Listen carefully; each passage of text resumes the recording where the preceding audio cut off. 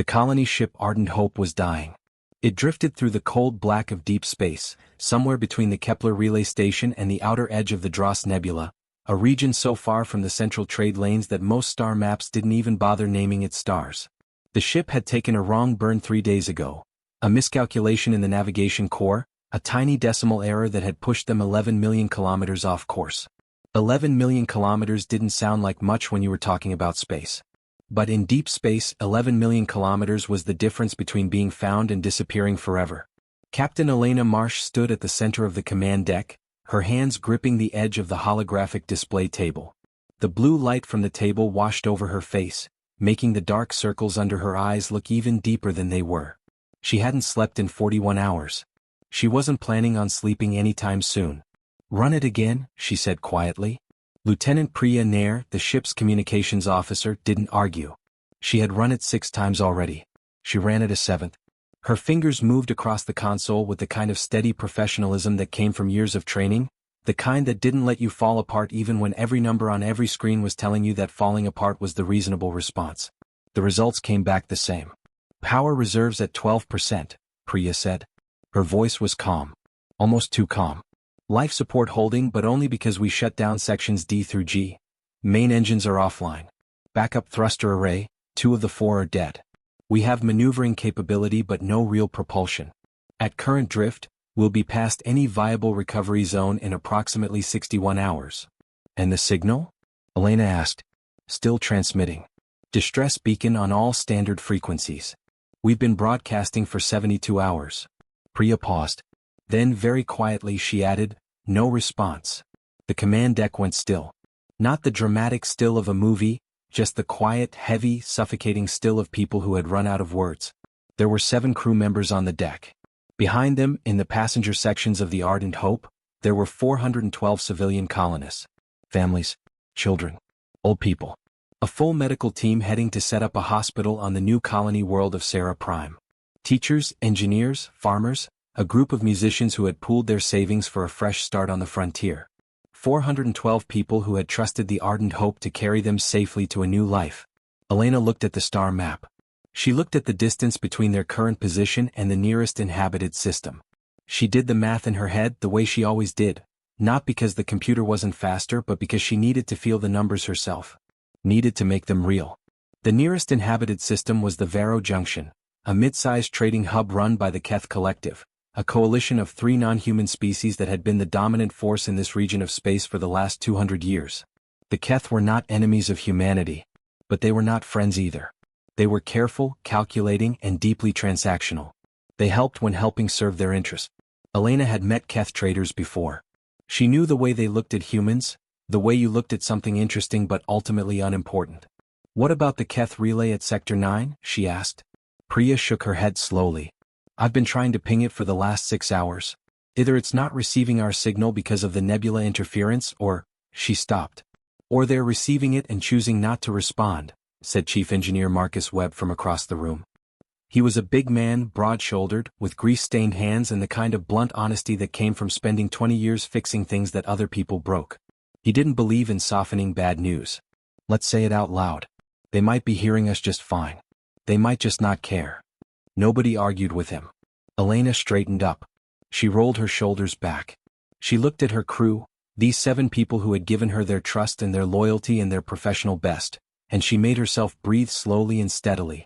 "Okay," she said. "Here's what we're going to do. We conserve every drop of power we have. We reduce life support to the minimum viable threshold for all occupied sections. We rotate the crew into 6-hour sleep shifts starting now. We keep the distress beacon running on a loop. And we keep trying every single frequency we know." She looked at Priya. "Every single one. Military bands, civilian bands, Keth frequencies, even the old pre-war emergency codes that nobody's used in 40 years. We try all of them." "Yes, Captain," Priya said. "And nobody tells the passengers how bad it is. Not yet. We tell them we're working on a solution. Because we are." Elena's jaw tightened. "We are working on a solution." She turned and walked to the viewport at the front of the command deck. Through the thick reinforced glass, the Dross Nebula spread out in front of her, vast and beautiful and completely indifferent. Clouds of gas in deep violet and burnt amber, threaded with slow rivers of silver starlight. Under any other circumstances, it would have been breathtaking. Right now it just looked like a place where things went to disappear. Behind her, the crew moved back to their stations. Keyboards clicked. Screens scrolled. The soft, steady pulse of the distress beacon filled the background of everything. A sound Elena had stopped noticing 2 days ago but which she knew would haunt her dreams for the rest of her life, assuming she lived long enough to have dreams. 61 hours. That was what they had. Down in passenger section B, a 12-year-old boy named Owen Garrett was sitting on the floor of the corridor outside cabin row 7, his back against the wall, his knees pulled up to his chest. He had a small handheld game device in his lap, but he wasn't playing it. He was listening. Owen was the kind of kid who noticed things. His mother always said it, sometimes with pride and sometimes with exhaustion. You notice too much, Owen. Your brain doesn't know how to turn off. He had been listening to the sounds of the ship for 3 days now, and the sounds had been changing. The deep, steady rumble of the main engines that he had fallen asleep to every night for the last 3 weeks of their journey, that rumble was gone. In its place was a quieter, thinner sound, like the ship was breathing carefully, trying not to use too much air. The lights in the corridor had been dimmed to 60% 2 days ago. The crew said it was routine conservation. Owen had looked up distress beacon frequencies on the ship's public information terminal that morning and found that the ship's communication array was broadcasting on 17 different channels simultaneously. He was 12, not stupid. He looked down at his game device. On the screen, a small pixelated spaceship was frozen mid-flight, waiting for him to tell it where to go. He turned the device off and put it in his jacket pocket. His mother was asleep in their cabin. She had been exhausted lately, not just from the journey but from everything before it, the years of saving money and filing paperwork and hoping and waiting for the chance to start over on Sarah Prime. His little sister Maya was asleep next to her, curled up tight the way she always slept, her stuffed rabbit tucked under her arm. Owen got up from the floor and walked to the small porthole at the end of the corridor. He pressed his forehead against the cold glass and looked out at the stars. They were very still. Stars weren't supposed to be still like that, not when the ship was moving. When the ship was moving properly, stars had a slight drift to them, a slow crawl across the glass that told you the universe was passing by. These stars weren't moving at all. "Come on," Owen whispered to no one. "Someone has to be out there. Someone has to hear it." The stars didn't answer. But Owen kept looking. Vero Junction was one of the busiest waypoints in this region of the galaxy. A sprawling, rotating habitat built into the shell of a dead asteroid, home to roughly 40,000 permanent residents and another 20,000 transient traders, travelers, and diplomats at any given time. It smelled of machine oil and alien spice and something that humans with sensitive noses described as burnt copper, which was apparently a side effect of the atmospheric processing the Keth preferred. Counselor Shinvier stood at the long observation window of the Junction's communication center, looking out at the docking bays below. 3 Keth freighters were loading cargo. A Morith diplomatic shuttle was powering up. A human transport, one of the small, beat-up independent traders that moved through Vero Junction regularly, was waiting for a departure clearance that had been mysteriously delayed for the last 6 hours. Behind Shinvier, a junior communications officer named Tef was standing very still, waiting to be told what to do. He had been standing very still for 10 minutes. He was young, barely 2 cycles out of his training rotation, and he had not yet learned the Keth way of patience. His discomfort was visible. "Counselor," Tef said carefully, "the signal is still transmitting. The human vessel, the Ardent Hope, has now been broadcasting on 17 frequencies for 74 hours. They are clearly in significant distress." Shinvier did not turn from the window. "I am aware. The signal is well within our response range. We could dispatch a rescue tender within 4 hours. It would reach them before their power reserves are critically compromised. I am also aware of that." Tef waited. When Shinvier didn't continue, he took a careful breath. "Then, are we sending the tender?"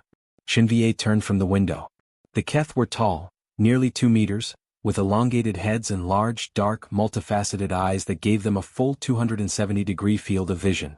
Their faces were not expressive in the way human faces were, but a Keth who knew what to look for could read the subtle shifts in color along their neck ridges. Shinvier's neck ridges were a steady, controlled gray, the color of careful deliberation. "Tell me about the Ardent Hope," Shinvier said. "What is its cargo?" Tef checked his screen. "Civilian colonists. 412 passengers bound for Sarah Prime. No significant commercial cargo registered. Some personal effects, medical equipment for the new colony's hospital. No commercial cargo, Shinvier repeated. And the rescue operation would cost us? Fuel expenditure for the tender, plus crew time, plus the standard filing costs with the Junction Authority. Tef did the math quickly. Roughly 8,000 credits, all costs included. We would be entitled to a salvage claim of. The humans would dispute a salvage claim on a passenger vessel, Shinvier said. They always do. And the legal process would take longer than the value is worth.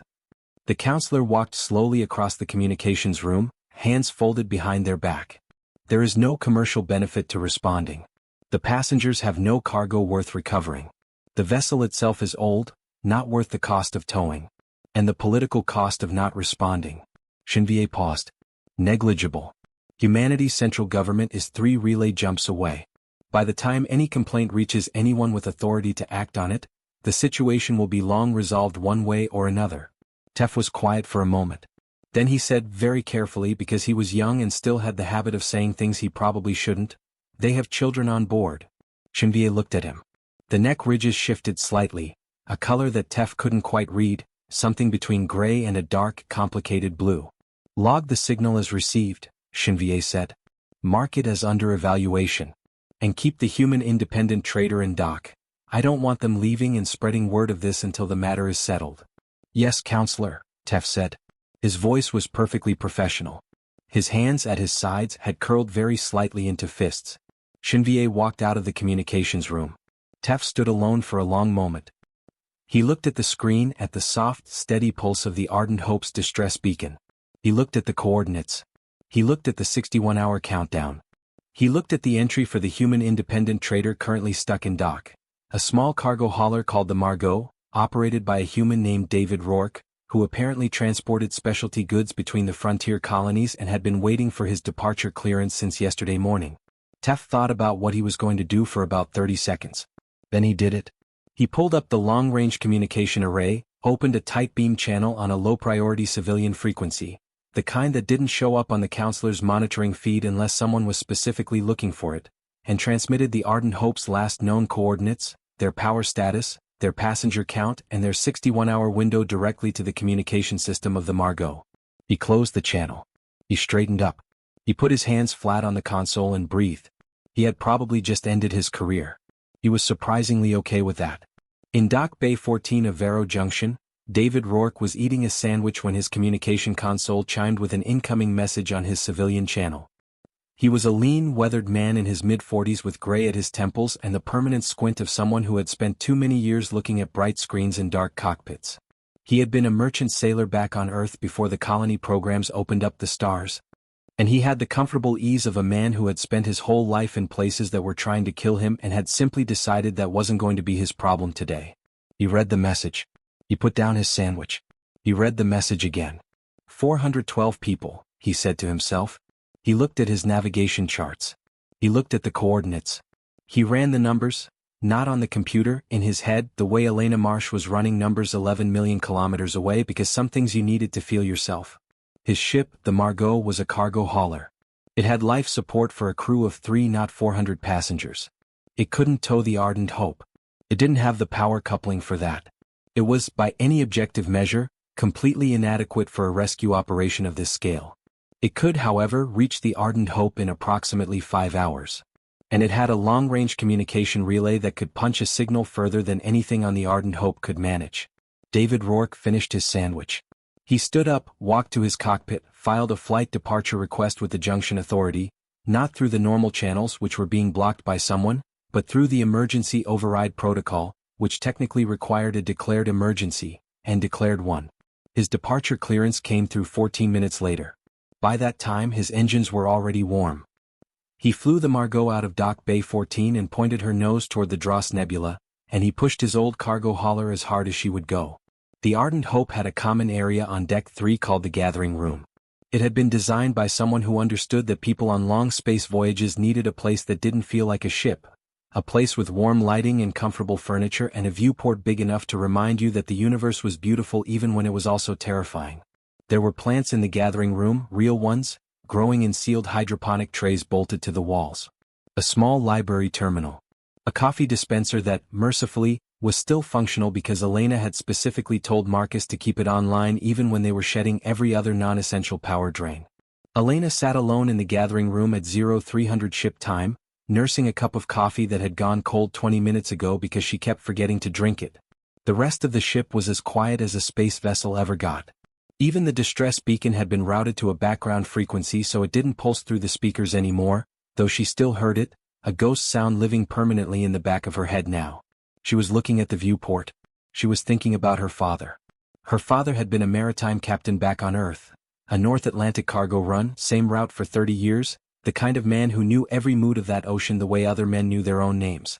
He had told her once, when she was 17 and had just announced she was going to apply for the Space Maritime Academy, that the hardest part of command wasn't the decisions. The decisions were actually the easy part, he said, because when a decision had to be made, you were busy making it and there was no room in your head for anything else. The hardest part, he said, was the waiting. The hours when you had done everything you could do and the only thing left was to wait and see if it was enough. You'll know that feeling someday, he had said. And when you do, remember that the waiting feels like nothing is happening. But things are always happening. The universe is always moving. You just can't always see it from where you're sitting. Elena wrapped her cold coffee cup in both hands and stared out at the violet and amber clouds of the Dross Nebula and tried very hard to believe that. She had almost succeeded when the door to the gathering room opened and Owen Garrett walked in. He was still in the clothes he'd had on earlier, hadn't slept, clearly, and he had the particular look of a kid who had decided to stop pretending. He saw her, stopped, and for a moment looked like he might turn around and leave. "It's okay," Elena said. "I'm not sleeping either. You want some coffee?" "I'm 12, Owen said. "Right. Water?" "Sure." He came in and sat down across from her while she got up and filled a cup from the dispenser. She handed it to him and sat back down. They looked at each other for a moment with the mutual recognition of two people who both knew what was going on and were both tired of pretending otherwise. "How bad is it?" Owen asked. Elena considered lying. She had been lying, or at least soft-truing, to 400 passengers for 3 days. But there was something in this kid's face, in the steady, direct way he asked the question, that made the lie feel impossible. "It's not good," she said. "We're trying everything. But nobody's responded to the beacon." "Not yet." Owen nodded slowly. He turned his water cup in his hands. "My mom doesn't know. She thinks it's a routine delay. That's what we told everyone. She's been through a lot," Owen said. It came out very simply, not as an explanation or an excuse, just as a fact he was reporting. "My dad died 2 years ago. She saved for 3 years to get us on this ship. She sold everything. She told Maya and me that Sarah Prime was going to be our new beginning." He looked at the viewport. "She really needs it to be." Elena felt the weight of that settle on her. 412 versions of that same weight, 412 people who had sold everything and hoped for everything and trusted the Ardent Hope to carry them to it. "I know," she said quietly. "So what can I do?" Owen asked. She looked at him. "What?" "To help. What can I do? I'm not going to just sit in the corridor and wait. I looked up the ship's systems on the public terminal. I know about computers. My dad was an engineer, he taught me coding when I was 8. I can help with something." He met her eyes directly. "Tell me what I can do." Elena Marsh looked at this 12-year-old boy who had decided that being scared was less useful than being helpful, and she felt something in her chest that was very close to the specific kind of love you felt for people who chose courage when they had every reason not to. "Can you run a frequency scan algorithm?" she asked. "If you show me the interface once," Owen said. She stood up. "Come on then." By 0500 ship time, Owen Garrett was sitting at a secondary communications terminal on the command deck, running a modified frequency scan that Elena and Priya had set up for him. A broader sweep than their standard equipment could do automatically, looking for any kind of signal echo that might indicate a vessel or relay station in range. Most of what it found was background nebula radiation and the electromagnetic noise of distant stars. But the act of searching felt better than the act of waiting, and Elena had learned long ago that keeping people busy was how you kept them from losing their grip. Priya had gone to sleep for her 6-hour rotation, leaving Lieutenant James Cho on communications. He was a quiet young man from Chicago, serious and careful, who had initially looked uncertain about a 12-year-old on the command deck until Owen had correctly identified and flagged a Keth background frequency that James had been about to ignore. After that, James treated him like a colleague. At 0612, Owen sat up straight. "There's something," he said. James crossed the deck in 4 steps. He leaned over Owen's shoulder and looked at the screen. There was a signal, faint, heavily degraded by the nebula interference, but there. Not a beacon. Not a standard hail. Something that looked like a civilian transponder moving toward them. That's a ship, James said. Yeah, Owen said. A small one. A cargo hauler, maybe? How far out? Owen checked the readout. About 3 hours? At their current speed. James stared at the screen. He pulled up the signal profile and ran it through the ship's identification database. A result came back. Independent Cargo Vessel Margot. Registry, Earth Colonial Authority. Operator, David Rourke. James looked at this for a moment. Then he opened the intercom to the captain's quarters and said, Captain Marsh. You need to see this. Elena was on the command deck in 4 minutes, still pulling her jacket on, her hair undone, looking like someone who had genuinely been asleep for 40 minutes and would have very much preferred to continue. She looked at the screen. She looked at the signal. She looked at James. How certain are you? 94% confidence on the transponder ID, James said. It's the Margot. She's moving fast for a cargo hauler. Looks like he's running her at about 110% of rated engine capacity. He's burning his engines out, Elena said. Yes, ma'am. She turned to the communication console. Open a channel. It's going to be rough through the nebula interference. Open it anyway. The channel opened with a wash of static that sounded like waves on gravel. Through the noise, a voice came through, unhurried, a little raspy, with the flat vowels of someone who had grown up somewhere in the American Midwest. This the Ardent Hope? You folks still with me? Elena grabbed the transmitter. This is Captain Elena Marsh of the Ardent Hope. Who is this? David Rourke, independent hauler out of Vero Junction. I got your coordinates from a friend. I'll be with you in about 2.5 hours. Mr. Rourke, I need to be honest with you. My ship has 412 passengers. I don't know what your vessel capacity is, but... Can't carry your passengers, Captain. That's not why I'm coming. Elena hesitated. Then why are you coming? There was a brief pause. When Rourke's voice came back, it had the careful tone of someone choosing their words precisely. I've got a long-range communication relay on the Margot. Military grade. I paid a lot of money for it at a time in my life when I needed to be reachable anywhere in a hurry. It can punch a signal 12 relay jumps in any direction. Clean, no interference degradation. Elena felt something shift in the room. She heard James Cho take a sharp breath beside her. Across the deck, Marcus Webb, who had come up from the engine room 15 minutes ago and was pretending to work on a power coupling report, had gone completely still. I can't rescue you, Captain Marsh, Rourke said. But I can make sure the right people know exactly where you are. Who are the right people? Elena asked. The static hissed and popped. Through it, David Rourke's voice came back steady and even. The ones who answer. 2.5 hours felt like 2.5 years. Elena spent them doing the things a captain did, checking on the crew, walking through the passenger sections with the practiced calm of someone who was not walking through a potentially dying ship, stopping to talk to families, bouncing a toddler on her knee for 10 minutes while her exhausted mother sat with her eyes closed and just breathed. She found Owen's mother, a warm, tired woman named Sarah Garrett who had the same direct eyes as her son, and told her that Owen was helping out on the command deck because he was clever and they could use clever. Sarah Garrett had looked at her with the complex expression of a mother who was both proud and worried, and Elena had told her, as honestly as she could, that Owen was doing well. She went back to the command deck 40 minutes before the Margot was due to arrive and found Owen exactly where she'd left him, still running the frequency scanner, still working and currently eating a protein bar that James Cho had apparently produced from somewhere. Still clear, Owen reported, not looking up from his screen. No new signals except the Margot. Good work, Elena said. She sat down in her command chair and looked at the distance counter. 41 minutes. 40. 39. Marcus came up from engineering. Priya came back from her sleep rotation.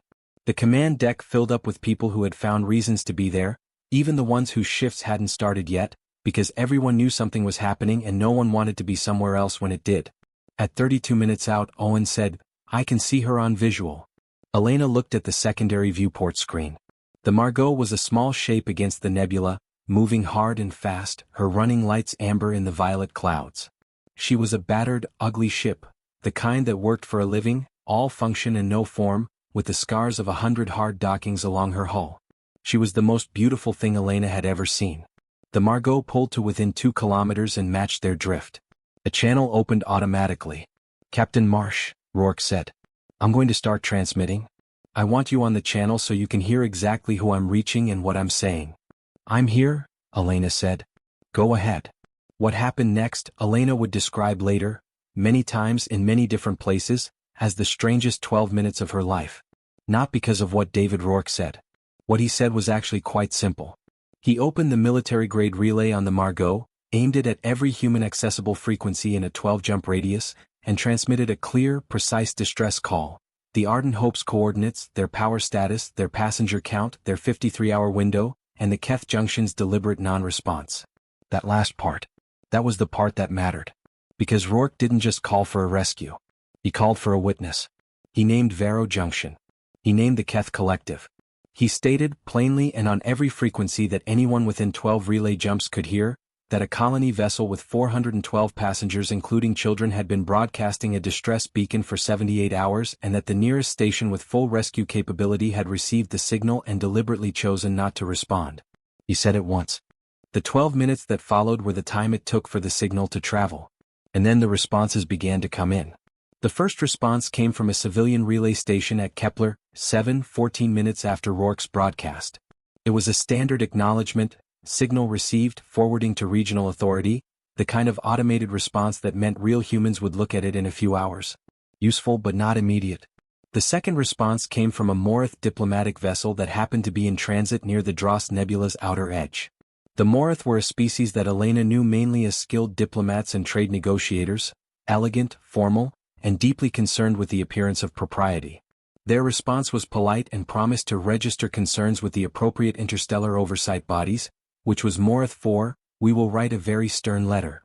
The third response came from the Theron Merchant Consortium, which had a commercial resupply depot approximately 18 hours from the Ardent Hope's position. They offered to dispatch a supply pod with additional power cells and life support materials. Not a rescue but a lifeline that could extend their window significantly. That's good, Marcus said, leaning over Priya's shoulder to look at the incoming message. Power cells alone could buy us another 40 hours. With their supplies and our conservation measures. We could hold for over 90 hours total, Priya said. Which gives a rescue vessel time to reach us, Elena said. If a rescue vessel is coming, Marcus replied. The command deck went quiet. Keep monitoring, Elena said. The fourth response came 6 minutes later. It was different from the others. It didn't come from a civilian station. It didn't come from a diplomatic vessel or a merchant consortium. It came from a frequency that Priya initially didn't recognize, a tight, encrypted band that cut through the nebula interference with startling clarity, as if the nebula itself had decided to get out of the way. The encryption resolved after 3 seconds into clear text, and the identifier at the top of the message made Marcus Webb actually step back from the console. Us Relentless, United Humanity Ship, Classification, Frontier Defense Vessel, Admiral-class Warship. Transmission to Ardent Hope, Civilian Colony Vessel. Transmission from Captain Sarah Okonkwo, Us Relentless. Current position, classified. To your coordinates, calculating. Captain Marsh. We have your signal. We are coming. Hold on. The command deck was completely silent for 3 full seconds.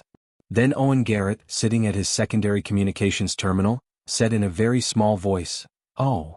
And then, because he was 12 and had been awake for 22 hours and had been holding himself together with pure will for most of them, he put his face in his hands and cried. Not loudly. Very quietly. Just a kid who had been trying very hard not to be scared and had just been told, in 8 words, that it was okay to stop. Elena Marsh stood at the front of the command deck with her hand pressed flat against her mouth and her eyes very bright, and she did not cry because she was the captain and she needed to receive the next message. But it was close. Get me a channel to Captain Okonkwo, she said. Her voice was perfectly steady. The channel took 4 minutes to establish. The encryption protocols on a military vessel were not quick. But when it opened, the voice on the other end was exactly what Elena had needed to hear for 3 days. It was calm. It was certain. It was the voice of someone who had been to hard places before and had always come back from them. Captain Marsh. I'm Sarah Okonkwo. My ship is the Relentless. We're coming. Captain Okonkwo. Elena had to stop. She pressed the back of her hand to her mouth for 1 second, allowed herself that 1 second, and then continued. We have 53 hours on our window, potentially extending to 90 with a Theron supply pod in transit. What is your ETA? There was a brief pause. Not hesitation, calculation. Elena could hear the hum of a warship's navigation systems in the background, the kind of deep, powerful hum that civilian ships never had, the sound of something built to cross vast distances at speed. 31 hours, Okonkwo said. Maybe 28 if we push. You're pushing, Elena said. Not a question. We're already pushing, Okonkwo confirmed. Captain, I need you to conserve everything you have. Keep your people calm and keep your systems running and let us come to you. Understood. Elena paused. Captain Okonkwo, how did you get our signal? We're deep in the Dross Nebula. Your ship should be. We have very good ears, Captain Marsh, Okonkwo said, and there was a very slight warmth in her professional voice, the warmth of someone who had made a hard choice and was glad of it. When a ship with 400 children on board is screaming into the dark, we try to make sure we can hear it. Elena closed her eyes for exactly 1 second. Thank you, she said. Don't thank me yet. Thank me in 31 hours. Okonkwo's voice was steady and warm. Keep your people safe. We'll see you soon. The United Humanity ship Relentless was not, by the technical classification standards of the United Humanity Navy, the largest warship ever built. There were bigger vessels, the Titan-class dreadnoughts, the orbital fortress platforms, the carrier groups that patrolled the core systems. But among the Admiral-class frontier defense vessels, the Relentless was acknowledged by everyone who served on her, encountered her, or was unlucky enough to be on the receiving end of her attention, as something exceptional. She was 740 meters long, nearly 3/4 of a kilometer of hull armor and weapons systems and engine cores that could push her to velocities that made other ships in her class look like they were standing still. She had been built 22 years ago at the Meridian shipyards and had spent those 22 years doing what Admiral-class ships were built to do, patrolling the frontier edges of human space, showing up in hard places, and making it clear to anyone who might be considering doing something unkind to human ships or human people that the consequences of that decision would be severe and immediate. Her crew numbered 812.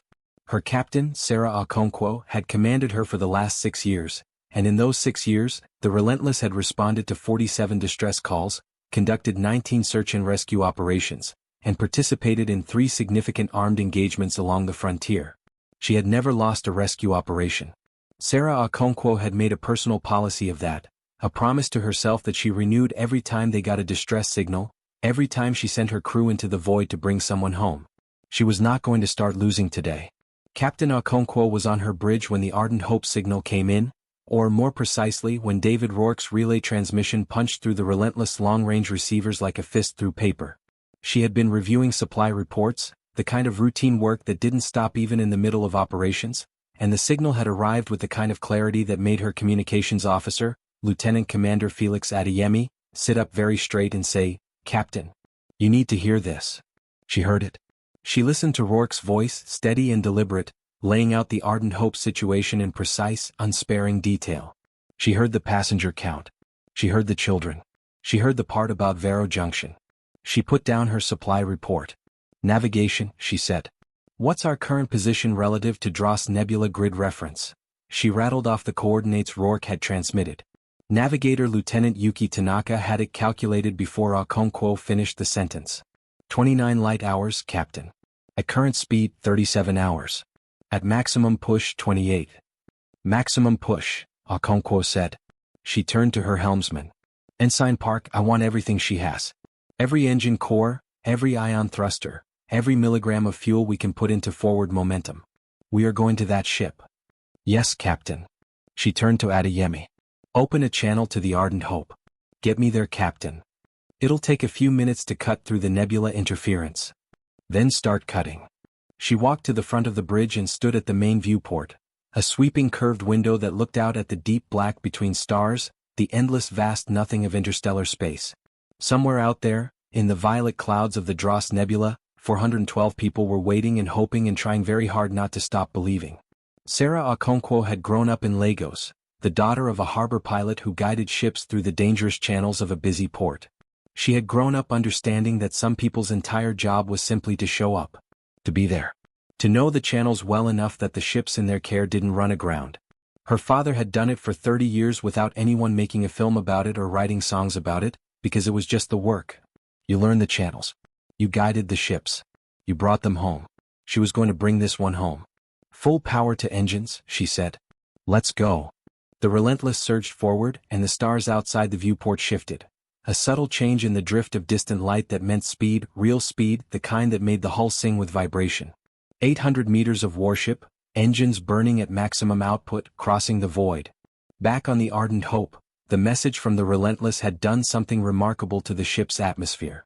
Elena hadn't intended to tell the passengers. She had planned to wait until they had more concrete information, until the rescue was close enough to be certain.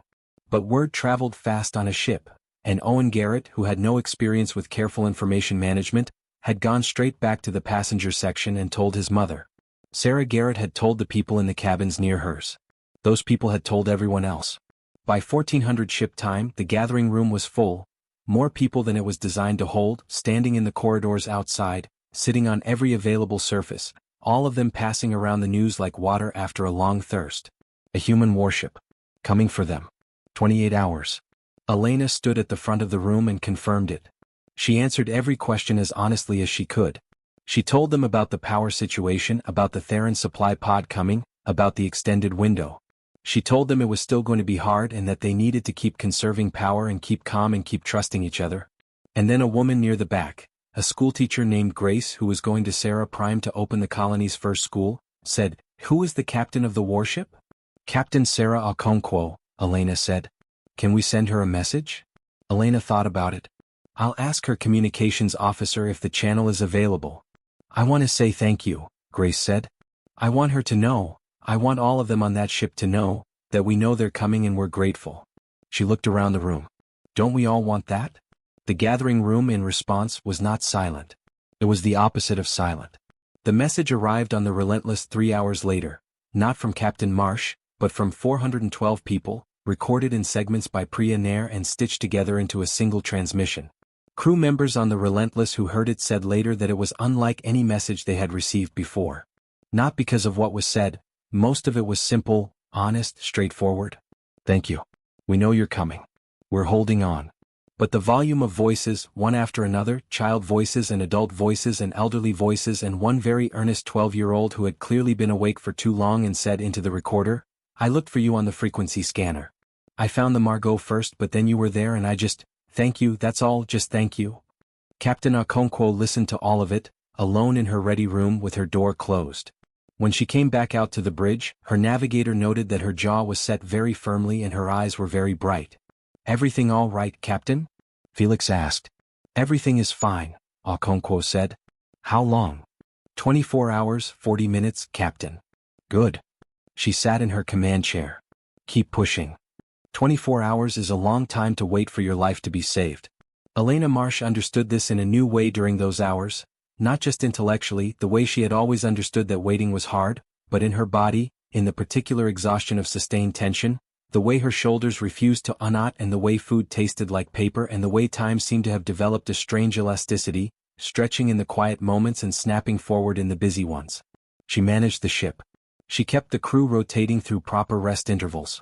She managed the power conservation with Marcus, squeezing every additional hour they could out of the reserves. She walked the passenger sections twice a day, talking, listening, reassuring.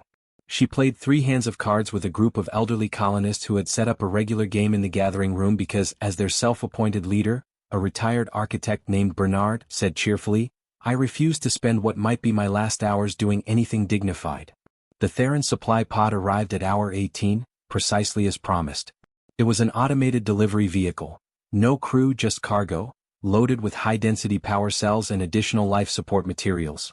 Marcus and his engineering team worked for 4 straight hours integrating the power cells into the Ardent Hope systems, and when they were done, the power reserves had jumped from 8% to 31% and the life support had been extended to full capacity for all sections. The lights came back on in sections D through G. It was, Elena would remember, one of the best moments of the entire ordeal. Not the arrival of the Relentless, that was the best moment, but this, the lights coming back on in the dark parts of the ship, the sound of passengers cheering in the corridors, the way a simple thing like full lighting could make a ship feel like a ship again instead of a coffin. David Rourke had docked the Margot alongside the Ardent Hope, a technical feat that his old cargo hauler was not really designed for, involving a creative use of his maneuvering thrusters and a docking collar that was slightly the wrong size for the Ardent Hope's airlock and required Marcus Webb to spend 90 minutes engineering a solution with parts that were not designed to work together. But it worked. And when the airlock opened and David Rourke stepped through onto the Ardent Hope, he was immediately and somewhat overwhelmingly greeted by a crowd of passengers who had apparently decided as a collective that he deserved a hero's welcome. He was a man who was visibly uncomfortable with heroes' welcomes. He stood in the corridor with his hands in his jacket pockets and a slightly pained look on his face while people hugged him and shook his hand, and a small girl of about 4, Owen's sister Maya, it turned out, presented him with a drawing she had made on a piece of paper, which appeared to depict a ship flying toward the sun and was labeled, in careful child's handwriting, "The Nice Man." "I didn't actually rescue you," he said to no one in particular, surrounded by people who were not interested in that distinction. Owen found him eventually once the crowd had thinned slightly. He stood in front of Rourke with his hands in his pockets, mirroring the man's posture without realizing it. "You burned your engines," Owen said. "They'll be fine," Rourke said. "You had your departure clearance blocked. You filed an emergency override. Rules have exceptions. Why did you come?" Owen asked.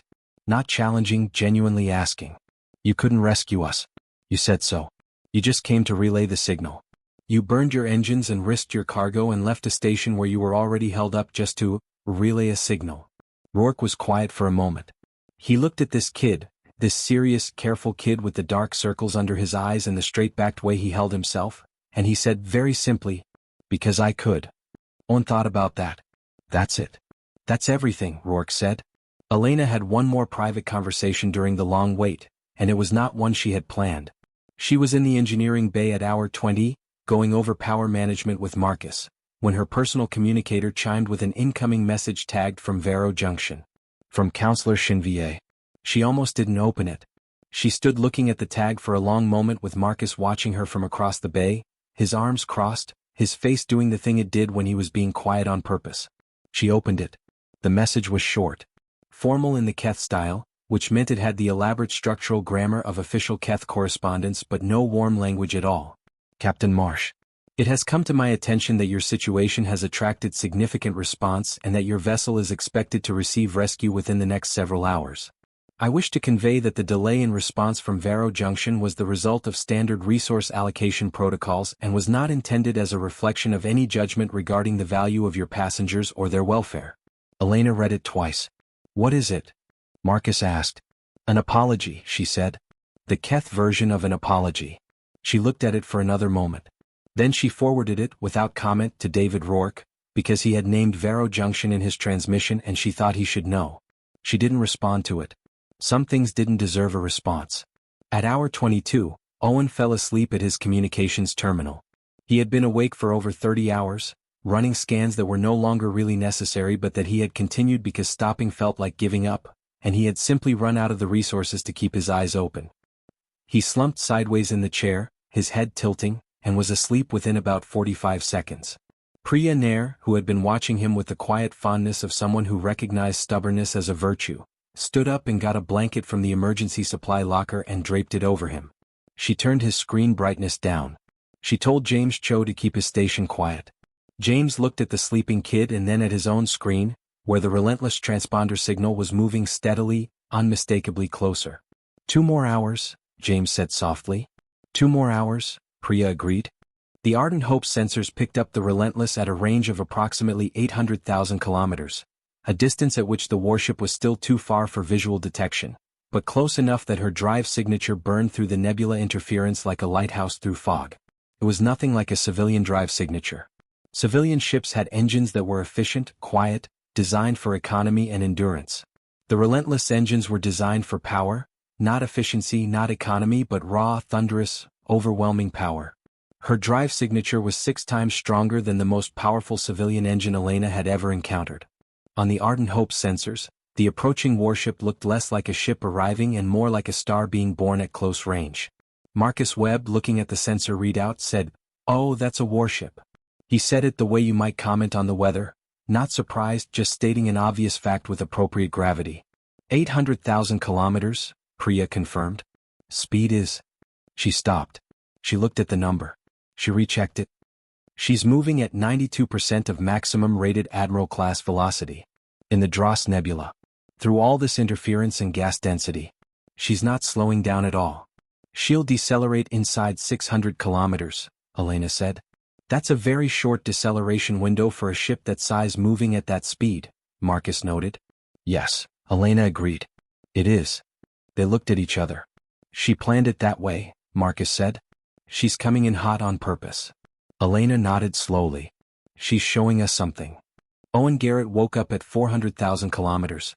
He woke up because the Ardent Hope's passive sensor array, the low-power detection system that ran even on minimum power, had triggered an alert that had nothing to do with any emergency protocol and everything to do with proximity. A 400,000-kilometer proximity alert meant something very large was very close. He sat up in his chair, disoriented for a moment, the blanket falling off his shoulders. He looked at his screen. He saw the sensor readout. He saw the drive signature. He looked at the distance counter. 350,000 kilometers. 300,000. 250. Is that? He started. Yes, said James Cho from 3 stations over, watching the same screen with a very wide smile. Owen stood up from his chair. He crossed the command deck to the main forward viewport. He pressed his hands and his face against the glass the same way he had pressed them against the porthole in the passenger corridor, 3 days ago, looking at still stars and asking someone to please be there. The stars in front of the Ardent Hope were not still. Something was moving through them. Something large. Something that trailed fire. The Relentless came out of the deep clouds of the Dross Nebula at 150,000 kilometers, decelerating hard now, her braking thrusters blazing in the vacuum, trails of blue-white fire streaming behind her as she bled velocity at a rate that made her hull groan audibly through the sensor feeds. She was enormous. Even at this distance she was enormous. Her running lights caught the violet gas clouds of the nebula and scattered them into a halo, so that she seemed to carry her own aurora with her as she came. She came through the void at speed and in silence. Space was silent, that was the thing about it, there was no medium for sound, but on the Ardent Hope, looking at the visual feed and the sensor readouts and the sheer scale of this thing that was crossing the empty dark to reach them, silence felt wrong. It felt wrong in the way that silent lightning felt wrong. Like the sound should be there and its absence was somehow louder than the sound would have been. At 50,000 kilometers, the Relentless was fully visible on the Ardent Hope's optical sensors. 740 meters of warship, her hull dark gray with the long scoring marks of hard use, her weapon systems unmistakably present along her flank, not deployed, not raised, just there in the way that a soldier's size was there, a reminder that she was built for things beyond rescue. But she was here for rescue. She had come across the void for rescue, burning her engines at maximum for 28 hours, and she was slowing down with the careful precision of a very powerful thing, choosing, deliberately, not to harm the small fragile ship it had come to help. At 20,000 kilometers, a channel opened. Ardent Hope, this is UHS Relentless. We have you on visual. You look good to us. How are you holding up? Elena was at the command console. Her voice was entirely steady. We're holding Relentless. We are very glad to see you. Likewise, Captain. We're going to match your drift at 10 kilometers and then bring our rescue teams across. We have medical personnel aboard if you need them, and we can begin transferring your passengers to our shuttle bay immediately. We'll have everyone aboard within 4 hours. Understood. Elena stopped. She put her hand on the console, steadying herself. Captain Okonkwo? Here. 412 people on this ship have been waiting 3 days to say thank you. I'd like to say it first on their behalf. She paused. Thank you. The channel was quiet for a moment. When Okonkwo spoke again, the professional warmth in her voice had a texture to it that Elena would never forget. Not false, not performed, just honest and human and real. You're welcome, Captain Marsh. Every single one of you. The Relentless matched drift at exactly 10 kilometers. A maneuver that required the kind of precision engineering that only came from a crew that had done their jobs 10,000 times together. From the Ardent Hope's viewport, she hung in space like a gray mountain, her engines cooling from their long burn, her shuttle bay doors opening with the methodical certainty of a mechanism that had never once failed to work. The first shuttle crossed the gap in 6 minutes. Owen Garrett watched it come from the viewport. He watched it the way you watched something you had imagined so many times that seeing it in reality felt less like seeing something new and more like recognizing something you already knew. The shuttle was large, blocky, utilitarian, military design, all-purpose and no aesthetics, and it docked with the Ardent Hope's secondary airlock with a solid thunk that echoed through the hull. And then the door opened and the crew of the Relentless came aboard. They were ordinary-looking people. That was what struck Elena first. Not their uniforms or their equipment, though both were impressive, but the way they looked like ordinary people. The rescue team was 12 crew members in dark Navy flight suits, led by a chief petty officer named Torres, a short, efficient woman with gray-streaked hair pulled back tight who shook Elena's hand with a grip that communicated precisely zero drama and then immediately asked for a layout of the ship and account of anyone with medical needs. 3 elderly passengers with cardiac conditions, Elena said. 2 children with respiratory issues. The air quality in Section E was poor before we got the power cells. And my engineer has a cracked rib from a repair accident 2 days ago that he refused to let us treat because we didn't have the resources to spare. I didn't refuse, Marcus said from behind her. I postponed. Where's your engineer? Torres said. Here, Marcus said. Torres looked at him. Get on the shuttle. Medical bay first. I have repairs. Your engineer can manage for 4 hours, Torres said, with the specific tone of someone who had won this exact argument with stubborn engineers before. Get on the shuttle. Marcus got on the shuttle. The passenger evacuation was, in Elena's professional assessment, the most efficiently run large-scale human operation she had ever witnessed. Torres's team had clearly done this before. They moved through the Ardent Hope's corridors with calm competence, organizing passengers into groups, handling the inevitable panic of children and the stubborn reluctance of people who had brought all their worldly possessions and didn't want to leave any of them behind, managing the medical needs of the elderly and vulnerable without any visible stress. It was the kind of work that didn't look heroic on a screen or in a story. It looked like people doing their jobs very well with patience and skill and good humor. A crew member, a young man from the Relentless named Specialist Chin, spent 20 minutes helping an elderly couple named the Hendersons catalog exactly which of their boxes were most important and which could be retrieved later, because Mrs. Henderson had brought 40 years of photograph albums and was not going to Sarah Prime without them, and Chin was not going to let that be the thing that broke her. An ensign named Becky spent the entire duration of the evacuation sitting with Maya Garrett, who had woken up to find strangers in unfamiliar uniforms in the corridor and had decided this was terrifying, and had patiently kept her calm with a combination of a very good puppet show done with the stuffed rabbit and an apparently infinite supply of patience. 4 hours and 12 minutes after the first shuttle docked, every passenger and crew member of the Ardent Hope was aboard the Relentless. Every single one of them. Elena was the last to leave. She walked through the empty Ardent Hope one final time, not because she needed to but because she needed to. She walked through the dimmed corridors of the passenger section, past the quiet cabins, past the closed doors of the gathering room where the plants were still growing in their hydroponic trays. She walked through engineering, past the patched and jury-rigged systems that Marcus and his team had nursed through 3 impossible days. She walked to the command deck. She stood at the forward viewport for the last time and looked at the Dross Nebula, the violet and amber clouds, the silver threads of starlight, all the same and somehow entirely different from what they had been 3 days ago. The nebula that had looked like a place where things disappeared now looked like the place where a small cargo hauler had burned its engines and a warship had come roaring out of the dark. She turned around. Across the empty command deck at the secondary communications terminal where he had spent 30 hours running frequency scans, Owen Garrett was standing. He had come back. He was standing there with his hands in his pockets, looking at the terminal, at the screen that was still showing the scan results, the record of the search he had run, the moment he had found the Margot, the moment the Relentless transponder had come through. You were supposed to go with the first group, Elena said. I know, Owen said. He didn't move. He was looking at the screen. I just wanted to see it one more time. Elena walked over and stood beside him, looking at the screen too. The scan data was frozen, a snapshot of the moment when the dark had answered back. You found them, you know, Elena said. You were running that scan when the Margot's transponder came through. You called it. James found the Relentless, Owen said. You called the Margot first. She looked at him. That matters. It's all a chain. Rourke couldn't have relayed without getting here first. He got here first because you caught his signal and we opened the channel. It's all connected. Owen was quiet for a moment, looking at the frozen scan data. Then he said, My dad used to say that the most important thing anyone could do was to be the person who looked. He didn't look at her. He meant in life generally. But he gestured at the screen. I think about it a lot. Elena put a hand briefly on his shoulder. Then she said, Come on.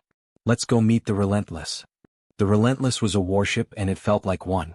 The corridors were wider than the Ardent Hopes and deliberately lit, not the warm, domestic light of a civilian ship, but the functional, unwavering light of a vessel that didn't have time for ambience. The surfaces were gray and the angles were clean and every single thing in every corridor had a purpose, a label, and a specific place it was supposed to be. It was also, in the hours after the evacuation, loud in the way that a ship housing 400 extra people was always going to be loud. Crew members from the Relentless had given up their personal quarters to families with children. The medical bay, which was designed for a crew of 800, not an additional 400, had expanded its operations into 3 adjacent rooms. The mess hall was running on a continuous rotation, feeding passengers who had been eating survival rations for 3 days. Elena was escorted to the bridge by a young ensign who had the particular quality of someone who was very professionally keeping their excitement contained, and she appreciated the effort. The bridge of the Relentless was a cathedral of a room compared to the Ardent Hope's command deck: vaulted ceilings, multiple levels of stations, a main display screen so large you could see it clearly from every position in the room. The crew moved on it with the rehearsed ease of people who had done this together for a long time. Sarah Okonkwo met her at the entrance to the bridge. In person, she was a tall woman in her early 50s, broad-shouldered and spare, with close-cropped gray hair and a face that had the particular quality of someone who had made many hard decisions and lived with all of them. She shook Elena's hand with a firm grip and looked at her with the direct, assessing gaze of a person who made accurate judgments about people quickly and didn't waste time revising them. "Captain Marsh," she said. "Captain Okonkwo." Elena returned the grip, the gaze, the directness. "Your ship is remarkable." "She is," Okonkwo agreed without false modesty. "I'll give you a proper tour when we're clear of the nebula. Right now I want to debrief on the Ardent Hope status and make sure your engineering team has everything they need to assess the repair situation." "The Ardent Hope isn't," Elena started. "No, we won't abandon her," Okonkwo said. "That's what you were about to ask." She was already turning back toward the bridge. "I've dispatched a skeleton crew to maintain her systems. Once we're through the nebula and in range of a proper salvage contractor, we'll arrange a tow to Kepler 7 for full repairs. Your passengers can continue to Sarah Prime on scheduled transport from there." She glanced back over her shoulder. "The Ardent Hope has a good hull. She's worth saving." Elena followed her onto the bridge. "Where did you come from?" she asked. "Your original position. It was classified in your transmission." Okonkwo stopped. She turned. There was something in her face. Not reluctance exactly, but the careful quality of someone choosing how much to say. "We were on a patrol route," she said. "Classified because of the region, frontier edge, active diplomatic sensitivity. We were not, technically, supposed to be reachable via civilian frequencies." She paused. "But Rourke's relay was military grade, and when it transmitted on every available frequency, it included the military bands we use for long-range frontier communication." "So you were in range?" Elena said. "We were in range," Okonkwo confirmed. "But Captain Marsh, even if we hadn't been, there were 6 other vessels that received that signal. A naval patrol vessel out of Kepler 7. A civilian rescue organization operating in the Theron sector. A Morith diplomatic ship that has more rescue capability than it typically admits to. We were the fastest. But you were not alone." Elena let that settle. "You were not alone. Not a comfort and not a condescension, just a fact.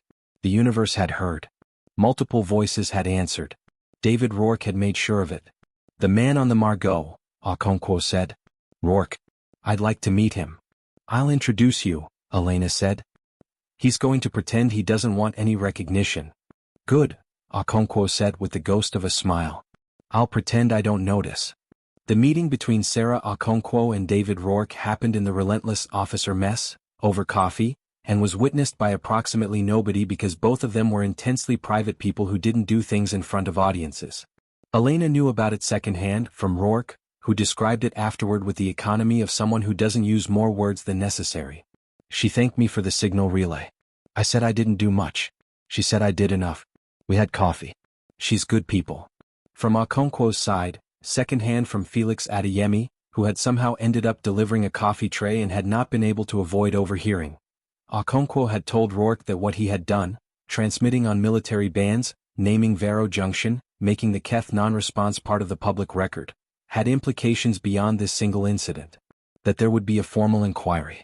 That the behavior of Vero Junction would be reviewed at the interstellar oversight level that the Morith had promised to register with, and that with a corroborated record including a military frequency transmission, that review would have teeth.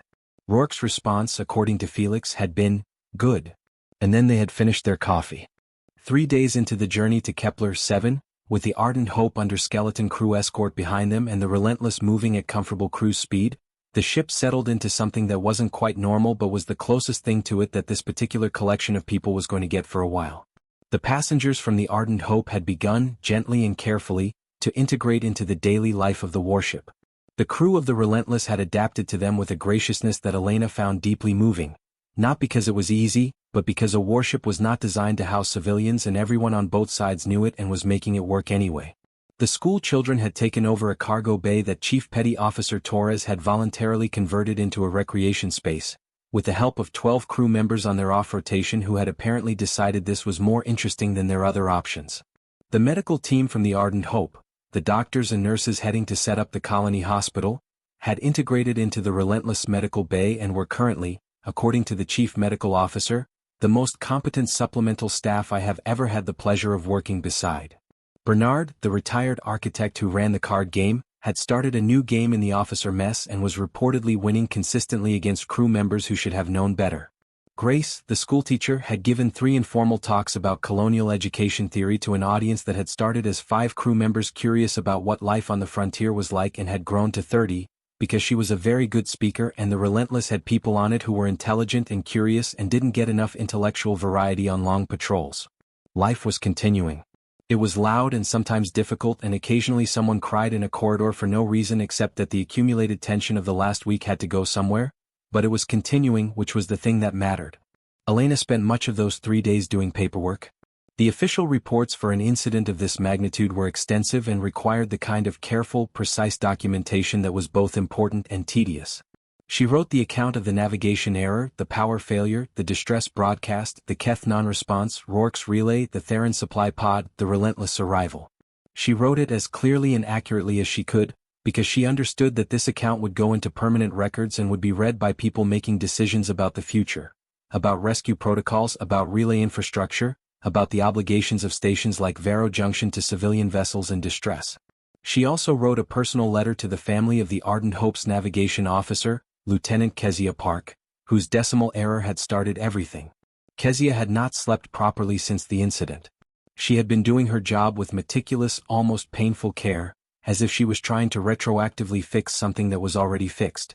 Elena had talked to her twice and had said what needed to be said, that mistakes happened, that Kezia had done everything right once the mistake was made, that she had contributed to the repair efforts and the rescue, and that the 412 people aboard were alive because of the work of every single crew member including her. But she knew the letter would take longer to heal. She wrote to Kezia's parents because she believed in writing to parents.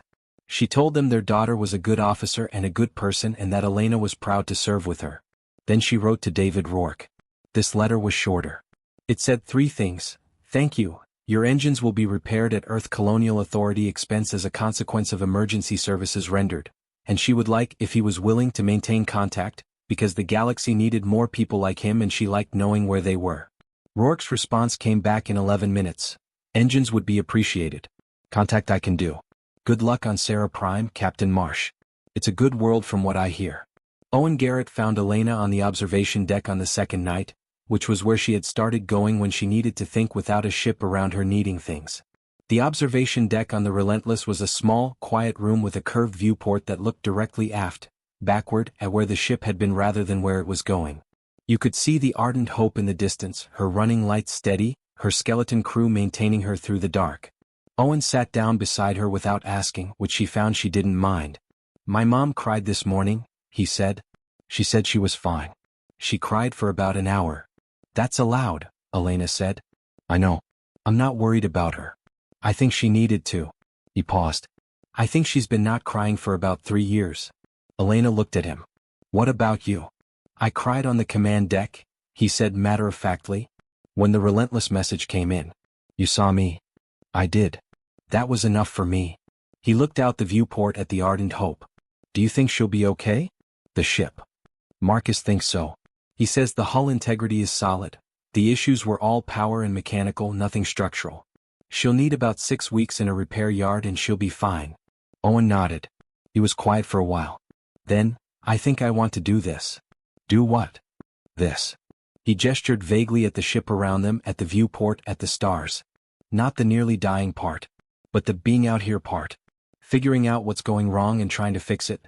Looking for things. He paused. Communicating. Elena looked at him for a long moment. This kid who had noticed the engines were wrong, who had looked up distress beacon frequencies, who had stayed awake for 30 hours running a scan because looking felt better than waiting, who had found the Margot in the noise. "You'd be good at it," she said. "You think?" "I think you already are," she said. "You've been doing it for a week." Owen thought about that. He seemed to like it, the way you liked something that confirmed something you already suspected about yourself. He turned it over quietly, not making a big thing of it, just letting it settle. "My dad would have liked it here," he said after a while. "Tell me about him," Elena said. So Owen told her. And the Ardent Hope kept its running lights on behind them in the dark, steady and bright, a ship that was still there when a lot of things had tried to make it not be there, traveling through the void in the company of something that had come roaring out of the nothing to make sure it got home. 6 months later. The colony world of Sarah Prime was everything the brochures had said it was, which was unusual for colony world brochures. It had wide amber plains and violet mountains that looked, at sunrise, like the Dross Nebula reproduced in stone and light, which Elena had found, when she first saw it, unexpectedly moving. The colony was young and busy and loud with the sound of people building things, and the hospital that the medical team had come to establish was already half-constructed and already treating patients, because Frontier Worlds didn't wait for the construction to be finished before needing medical care. The school that Grace had come to open had its first class 3 weeks after the colonists arrived. 22 children in a room that was technically still a prefab construction unit, sitting on crates and folding chairs, in front of a whiteboard that was actually just a large sheet of white composite material. Grace taught them the first lesson of the first day of the first school on Sarah Prime, and she taught it the way she taught everything, with complete attention and absolute conviction that what she was doing mattered. Elena Marsh had stayed. She hadn't planned to. She had planned to oversee the colonists' arrival, ensure the transfer from Relentless to the scheduled transport to Sarah Prime went smoothly, file her final reports, and then report to Earth Colonial Authority for her next assignment. She had a good record and could have her pick of commands: a new deep-range explorer vessel, a luxury liner run, a position as a harbor master at one of the larger relay stations. She had, instead, applied for a position as the colony's first maritime coordinator, the person responsible for managing the ship traffic that would, as the colony grew, become increasingly significant. It was a ground-based position. It paid less than a ship captaincy. It involved a great deal of paperwork and coordination and the kind of slow institutional work that never made for exciting stories. She had applied because of what Owen said about his father. About being the person who looked. About looking for things. She had been approved before she finished her second cup of coffee on her first morning on Sarah Prime. Owen had gone back to school, a proper school for a few years because his mother had insisted and she was right, but he had also, with Elena's help and Priya Nair's enthusiastic support, enrolled in the junior comms program that the Relentless ran for civilians interested in space communication systems. It was a correspondence program, conducted over the relay network, with practical exercises that required access to communication hardware. Elena had arranged for Owen to have access to the colony's communication array 3 evenings a week, which was more than enough. His program supervisor had reported back to Elena 4 months in, one of the best students they had seen at his level in 5 years. She was not surprised. The formal inquiry into Vero Junction's response, or non-response, to the Ardent Hope's distress beacon had been concluded 2 months after the incident. The findings were not comfortable for the Keth Collective. The inquiry, which included both human representatives and the Morith diplomatic observers who had promised to be witnesses, concluded that the standard resource allocation protocols, cited by Councillor Chenvier, did not, under the Interstellar Maritime Distress Convention to which the Keth Collective was a signatory, constitute legal justification for failing to respond to a distress beacon from a vessel carrying civilian passengers. Vero Junction was fined. The fine was significant. More significant was the precedent, the formal, documented, multilateral witness precedent that a station's commercial calculus was not an acceptable reason to let a ship full of children disappear. Tef, the young Keth communications officer who had leaked the Ardent Hope's coordinates to David Rourke, had been disciplined by Councillor Chenvier before the inquiry concluded. His disciplinary record had been reviewed by the inquiry board and, in its findings, specifically cited as an example of the kind of ethical judgment that the convention was designed to protect. The inquiry recommended that Tef's disciplinary record be expunged and that his actions be formally recognized. Chenvier had implemented both recommendations. The neck ridges, when Tef had received the news, were a color that the color readers in the translator algorithm had consistently flagged as unclassified, which in Keth physiological terms generally meant an emotion that didn't have a word yet. David Rourke passed through Sarah Prime 6 months after the incident, on a regular cargo run. He spent 2 days planetside, which was more than he usually spent anywhere. He had coffee with Elena and dinner with the Garrett family and spent an entire afternoon with Owen, going over the practical communication exercises and apparently having a conversation that lasted 4 hours and that Owen described afterward only as really good. Rourke's engines had been fully repaired by Earth Colonial Authority as promised. He had also, Elena noticed, quietly upgraded his long-range relay system. The new one had, according to the specs, a range of 16 relay jumps instead of 12. She didn't ask him why. She knew why. Captain Sarah Okonkwo and the Relentless were back on patrol in the frontier zones, as they had always been. They had received, in the months since the Ardent Hope rescue, a significant amount of public attention, the kind that came from Rourke's broadcast having been heard on 17 frequencies by a lot of people, and the subsequent inquiry and the formal recognition. Okonkwo had handled the attention with the same approach she handled most things, professionally and briefly, and then she had returned to work. The Relentless had responded to 4 more distress calls in the 6 months since. All 4 had been successful. Felix Adeyemi, her communications officer, had started keeping account. Not publicly, just for himself, in a small personal log because he believed that some things deserved to be witnessed and written down even when no one was watching. The count was at 52.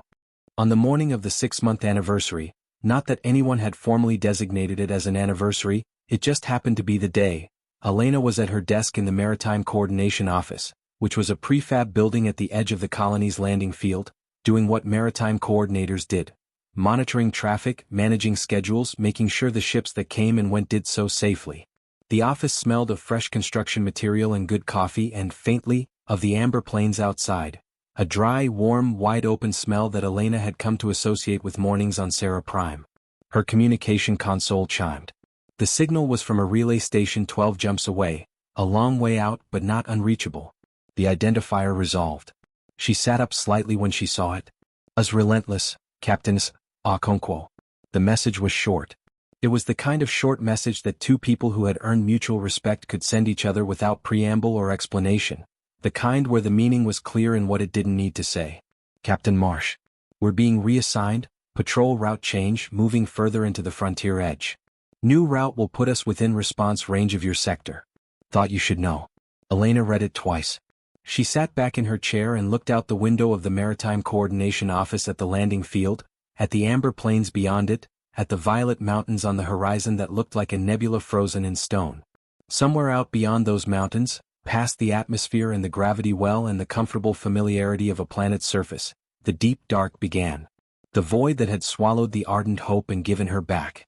The immense, indifferent, beautiful black of space that didn't care about anyone but that people crossed anyway because on the other side of it were the things that mattered, the new beginnings, the fresh starts, the hospitals not yet built and schools not yet opened and lives not yet lived. She wrote back. Captain Okonkwo. Good to know where you are. We'll keep the lights on. She sent it. She picked up her coffee. She went back to work. Outside, on the amber plains of Sarah Prime, the first day of the second school term was beginning. 22 children plus 11 new ones were settling into their seats in a building that was no longer a prefab unit but a real, permanent structure with windows and a proper floor and a painted sign above the door that said Sarah Prime School in large, clear letters. Grace stood at the front of the class and looked at her students, 33 children who had come from Earth and from the Ardent Hope and from the void between, children who had every reason to know that space was hard and who had chosen to be here anyway. She began the lesson. On the relentless 740 meters of Warship moving through the deep dark of the frontier edge, the communications array turned toward the vast expanse of space ahead, all the distances and all the silence and all the darkness where somewhere, right now, someone might be trying to signal that they needed help. The Relentless was listening. She was always listening. That was what she was for. In the log of the UHS Relentless, under the entry for the rescue of the civilian colony vessel Ardent Hope, the final field reads, Outcome, all aboard recovered. 0 casualties. Notes, signal received via independent relay, civilian vessel Margot, operator D. Rourke. Response time from signal receipt to passenger recovery, 31 hours, 14 minutes. Added note, Captain S. Okonkwo, there was a 12-year-old boy running the frequency scanner when the Margot's transponder came through. His name is Owen Garrett. Remember it,